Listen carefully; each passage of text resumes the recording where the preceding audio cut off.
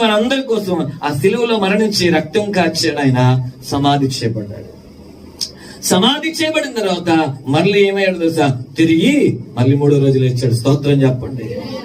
ఇప్పుడు ఆలోచన చేయాల్సిన విషయం ఏంటంటే, ఆయన తిరిగి లేచి ఏం చేశాడు తెలుసా? మళ్ళీ పర్లో ఎక్కడికైతే వచ్చాడో, ఎక్కడి నుంచి అయితే వచ్చాడో అక్కడికి వెళ్ళిపోయాడు. ఈరోజు నువ్వు నేను అంతే.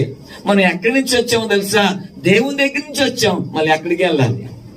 మరి అక్కడికి వెళ్ళాలి అంటే అర్థం చేసుకోవాలి, నువ్వు ఆయన రక్తం చేత కడగబడాలిగా.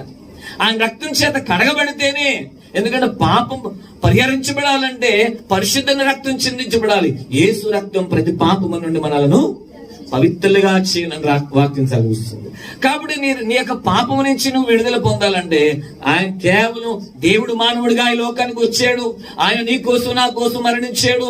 ఆయన రక్తం కార్చిన రక్తం చేత నువ్వు ఎప్పుడైతే కడగబడతావో అప్పుడు నీకు పాపం నుంచి విమోచింప